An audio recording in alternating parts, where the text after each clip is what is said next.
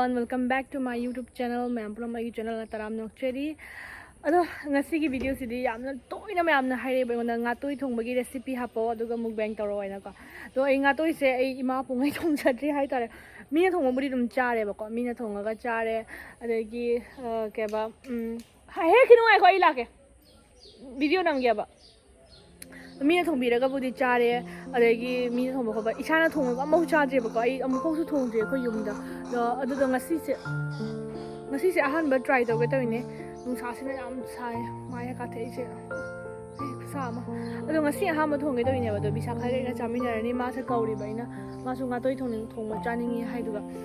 audugi mayam do ngasi thongjarake recipe su dum hapake aigi kuthong ni ahan ba thongmani na soiba nga ma yawar su mayam na dum nokna birakanu comment to birawa soiba dum ko do hauba haktaba dum ngasi try tawra yange do mathang mu thonge phajana hairaka dum ngasi ji trial loina dum thongage ba ko do huji akhoi la hang hek na khotna maroi marang hek na khona dum thongbagi ready taw khalage do yeng ngasi gi ngatoi thongba se mayam da khubak pu gare sin bisakha da wang mani na la hek pagi kaino se maung na da tai ba ko do khoi la pambi ngai lo chale ai na mukbang taw ba acho ba phaja ba pa ko ma he mathen ni jam de jam pa ko thang ngasi ma ton tie khini yo Dua yo le lo doga matun ka thala puro la hek pa sisu alu bo thabaga mani tai thurani si phajana si ready tawraga hojik hinjang thongurani choto si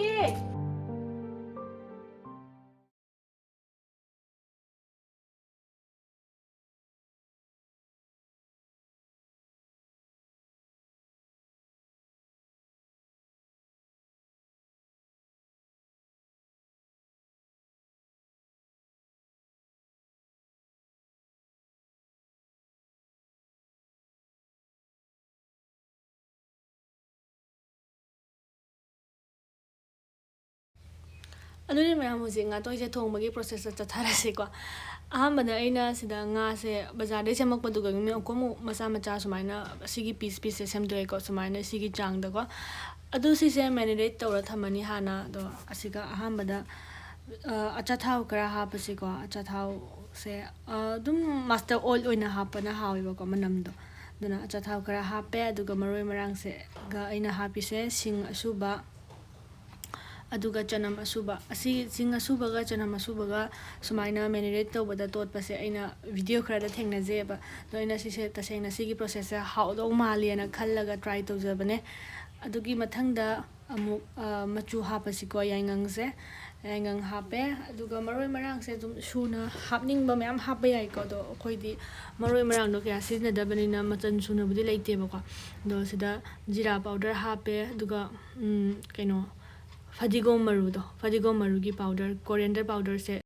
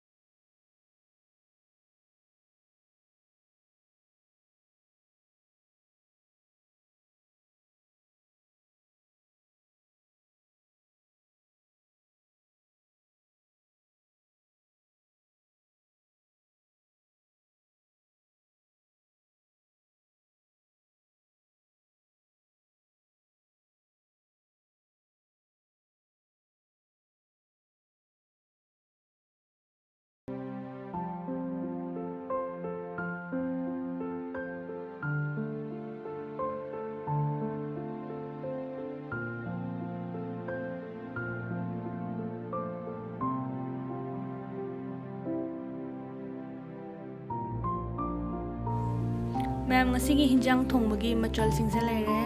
yenam leire aduga alu doidi awa phadigo morok atekpa sing asuba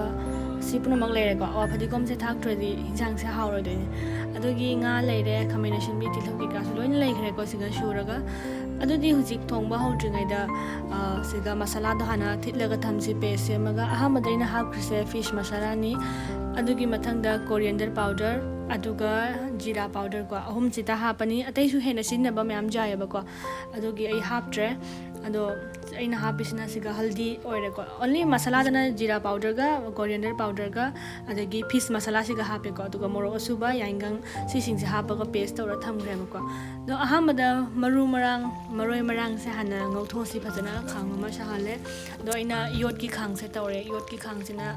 napsan ba khosan ba tawdi nungai ba ko hinjang thongpagi di ko dum jot ki khang da dum tare asina dum nungai non sticky da thong ba se dum napsan ba khosan ba matang yaw ba su dum yaw re ba ko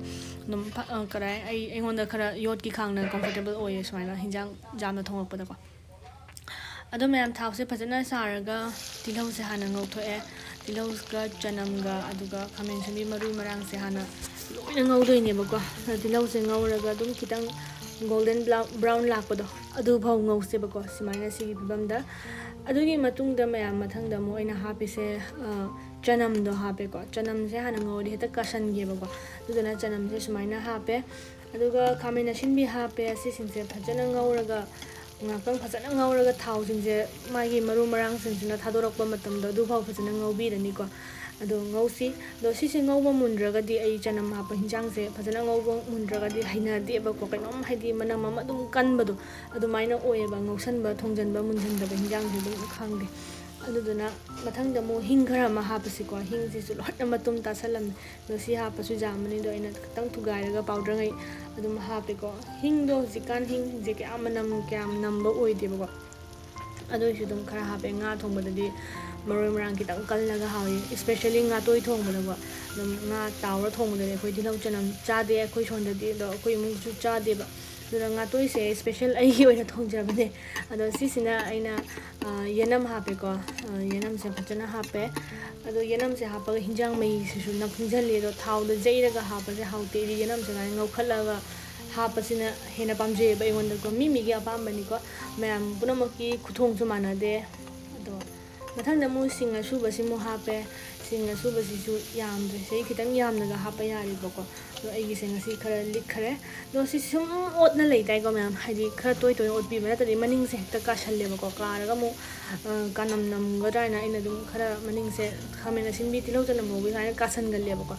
duga sida aina ngasai thitki ba paste to adu hapani se ngau ba se munjale thau sing se loina tongana tala ba matam du pa aduga khamena sinbi si su khara jangna munna ba haina ina sigi paste se hana hape sigi ngasai thitki ba paste tu ni asi hapa ga mu phajana kuina ngobi rani ko paste sing sina gangjalak pa bu matang bo phajana munna maroi marang sing se munna ba phajana ngaurase se ngauraga ma'am सुमाइना ओइरे को हदि सी बिबम सिगा लाए मुंझलकपगी matang दुनि ma'am तो लोइना खामेना सिनबि Sissu तोइ थागरे yenam दुसु खर खर तोइ थारे को सी सिंसे फजना मुल्ले हाइबा कांदुगा मसाइगी nga do hapane ba ko do nga se hapaga ma'am याम कुइना ओतपदि यादे को हाइदि ओतपा हाइसे दुम खितंग खितंग मफोन ओइनो ओतपने याम न गर गर ओतलदि nga सिंसे लोइना काइरगा तोइरनि मरु गता ngaइने ba ko ai rausu ओइबनिना एक्चुअली सिसे nga hai gumna chana ba sareng gumna chana ba hinjang ni do aidi nga hai gumsu nga hai su chade aduga sareng tu kya pamba oide ba to na ina dum ro oina kha chaja banina sina dum try to get na to jabani ahan ba thongjaba nga toini ko no mayam thongbagi niyom ke ka la su dum haibiro ke sukai de ai ahan ba dum try to jabani su youtube te yenga kholaga mayam da hanga kholaga dum thongmune ba ko ado mayam nga pigani aduga sina ina masagi alu do hape alu se hujik dum yang mulle ba alu no buthorok ba gira khangni aduna moro otek pa alu ka se hap khre ado asi kabo kabo nga ngauraga adum mahi hapane ba ko ado nga se sumaina khabai se ulta oino otliba si oi ding ha do kai de ba ko sumaina khitang makha do ka sandana bagi phibam da otpi rani do si gi hinjang se ina mahi hap khre mahi hap do video do lahau drama le ba ko do mahi hape mahi se kitang yamna hape aina khara kuina shawhan ge na ko do si se kuina sauri ngai haw ye ko marai mun na khoi gi mai se